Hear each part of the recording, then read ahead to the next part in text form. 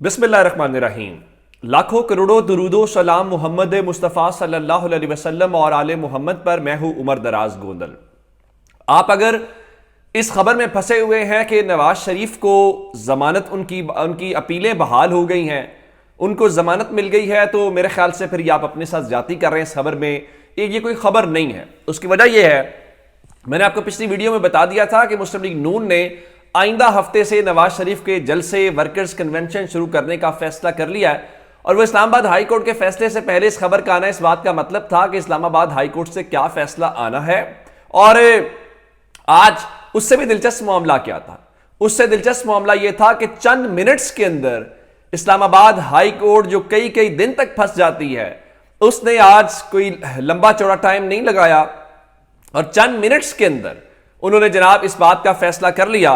और फिर जाहिर है, जब आप ये देखें कि जब नैब वाले उस पूरे मामले के अंदर उनके साथ हूं, तो फिर कैसे उस हवाले से आप कह सकते हैं कि उनके लिए कोई प्रॉब्लम होगी। आज नैब ने एक बार फिर कहा कि नवाज शरीफ की आप अपीलें बहाल कर दें, हमें इसके ऊपर कोई एतराज नहीं है। और इस हवाले से उन्होंने कहा कि इस अदालत ने ऑब्जर्व किया था, जब इश्तिहारी सरेंडर करे तो उसके मुताबिक कानून के मुताबिक कार्रवाई हो, हमें इस पे कोई एतराज नहीं है। उन्होंने कहा कि नैब को इस रेफरेंस दायर करने से मुतालिक सुप्रीम कोर्ट के फैसले पर तहफुजात हैं। चेयरमैन नैब और मैं प्रोसिक्यूटर जनरल इस बात पर मुत्तफिक हैं कि नवाज शरीफ की अपीलें बहाल करने के ऊपर कोई एतराज नहीं है। यानी वो कहते हैं कि जो हमें सुप्रीम कोर्ट ने कहा था ना नवाज शरीफ के खिलाफ रेफरेंस दायर करो, हमें तो उसके ऊपर तहफुजात है कि नवाज शरीफ के खिलाफ आपने रेफरेंस दायर क्यों करवाया। इससे आप अंदाजा लगा लीजिए कि पाकिस्तान के अंदर सूरत हाल हो क्या सकती है। इसके बाद उन्होंने अदालत ने बार बार पूछा नैब से, आप अपील कुनिंदा नवाज शरीफ को गिरफ्तार करना चाहते हैं? तो प्रोसिक्यूटर जनरल नैब ने कहा, इससे मुतालिक मैं पहले ही बता चुका हूं, हमें नवाज शरीफ की गिरफ्तारी नहीं चाहिए। उन्होंने कहा, आपसे बतौर अदालती मुआविन पूछ रहे हैं कि अपील बहाल हुई तो जमानत का क्या स्टेटस होगा। उनका ज्यादा से ज्यादा आप दोबारा जमानती मचल के ले लें, लेकिन उनकी जमानत जो है वो बहाल होगी। उसके बाद जरा अंदाजा लगाइए, जज साहबान जाते हैं, फैसला महफूज होता है और जज साहबान वापस नहीं आते, खुद उनका अदालती अमला के बता देता है कि नवाज शरीफ की अल अजीजिया और एवनफील्ड रेफरेंस में जो एहतसाब अदालत की जानिब से उनको सजाएं सुनाई गई थी, उसके खिलाफ उनकी अपीलें बहाल हो गई हैं। और आप हैरान इस बात के ऊपर होंगे कि इस दौरान मुस्लिम लीग नून की लीडरशिप अदालत के अंदर बैठी रही, जैसे उनको पता था कि जस्टिस आमिर फारूक साहब जो हैं वो आज जो फैसला महफूज करेंगे वो लंबा चौड़ा नहीं होगा, फौरी तौर पे सुनाना पड़ेगा। एक जानिब तो हो गया ये वाला मामला। दूसरा, इमरान खान की जमानत की दरखास्त है और इमरान खान का इस वक्त साइफर केस के अंदर ट्रायल रोकने की जो दो दरखास्तें हैं वो बड़ी ही इंपॉर्टेंट है। यानी एक दरखास्त जमानत है और अखराज मुकदमा की दरखास्त है। अब चूंकि आप नवाज शरीफ को इतना रिलीफ दे रहे हैं कि लोगों को लग रहा है कि अदालत का लाडला कौन है और अदालतें क्या कर रही हैं, ये वही अदालतें हैं जो इमरान खान के बारे में जिनका रवैया ये था। तो अब वो जो काफी दिनों से महफूज फैसला था, बताया गया जी जस्टिस आमिर फारूक साहब कल इमरान खान का फैसला भी सुनाएंगे, तो इस हवाले से साइफर केस का ट्रायल कल रुकेगा या जारी रहेगा, फैसला महफूज हो गया है। अब देखते हैं कि इस हवाले से क्या सूरत हाल बनती है। और मेरे ख्याल से बहुत वाज़ेह है कि इमरान खान को फिलहाल जो रिलीफ है वो मिलता हुआ कम ही पाकिस्तान के अंदर दिखाई देता है। गो कि उनके वकील ने आज इस्लामाबाद हाई कोर्ट के सामने साइफर की कॉपी फराहम न करने पर इतराज उठाया कि जिस दस्तावेज के इर्द गिर्द पूरा केस घूम रहा है वो ना अदालती फाइल है ना चालान का हिस्सा है, तो ट्रायल आगे कैसे बढ़ सकता है। यानी जो मेरा जुर्म है वो जुर्म वाला डॉक्यूमेंट ही उसमें से मिसिंग है। उनका सुप्रीम कोर्ट के फैसले मौजूद हैं, जिस दस्तावेजा चालान में जिक्र हो, जो इल्जाम का मरकज हो, वो मुलजिम को फराहम करना जरूरी है, उसके बगैर ट्रायल की कोई हैसियत नहीं होती। लेकिन चूंकि ये इमरान खान का केस है और नवाज शरीफ का केस आपने देखा, चंद मिनट्स के अंदर समाअत हुई, चंद मिनट्स के अंदर फैसले जो है वो बहाल हो गए। लेकिन असल खबर ये नहीं है, असल खबर इस्लामाबाद से और है। चूंकि इस वक्त नवाज शरीफ वापस आ चुके हैं और नवाज शरीफ वापस आए नहीं हैं, बकौल सुहेल वड़ाइच उनको वजीर आजम बनाने के लिए बुलाया गया है या लाया गया है। कौन लेके आया है? अवाम तो ऐसा कोई इख्तियार नहीं रखते, ना अवाम करते हैं। तो अब इस सारे मामले के दौरान एक नई खिचड़ी पक रही है। پہلی خبر آج کی سب سے بڑی کیا ہے؟ میں ایک تو الیکشن والا معاملہ ویسے ان کی چھیڑ ہے. آج نواز شریف سے ایک صحافی نے سوال بھی پوچھا کہ آپ الیکشن کے تاریخ کا مطالبہ کریں گے؟ تو نواز شریف نے کہا کہ پہلے یہاں سے تو فری ہو جائیں. تو اس حوالے سے آپ اندازہ لگائیے. پھر ان کا قوم کے مجرموں کا حساب ہوگا یا نہیں؟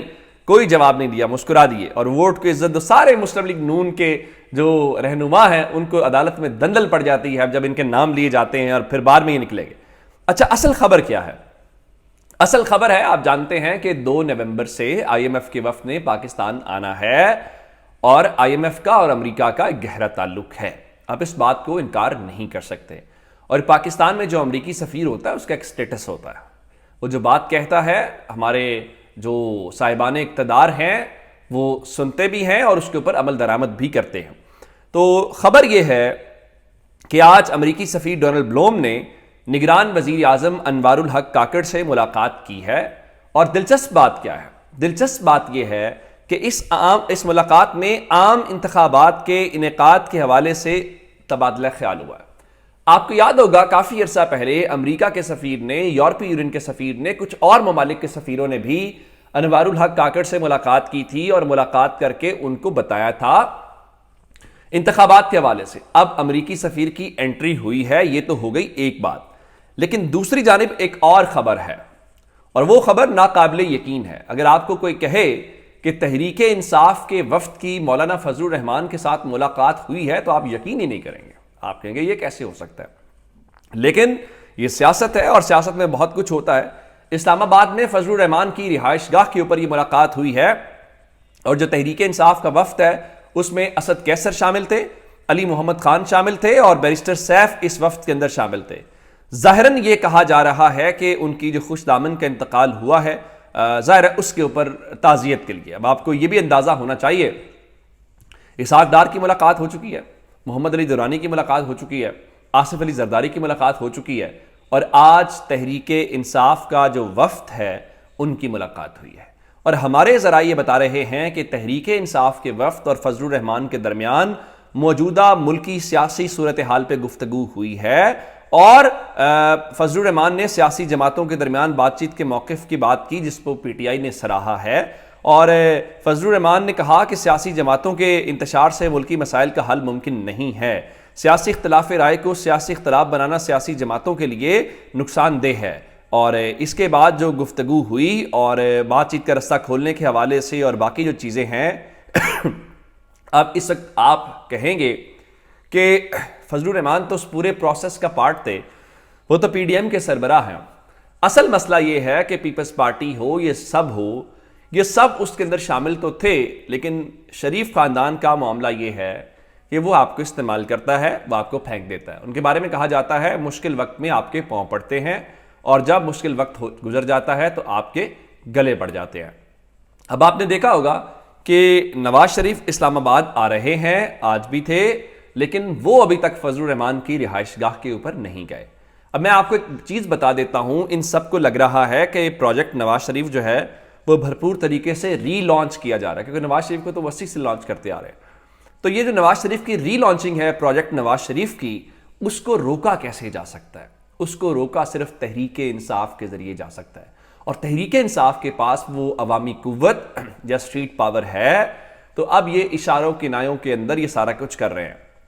اب ممکن ہے کہ آئندہ چند دنوں کے اندر پیپلز پارٹی بھی کہیں تحریک انصاف سے رابطہ کرے. باقی نظر رکھیے, اپنا بہت سارا خیال رکھیے گا. خدا حافظ.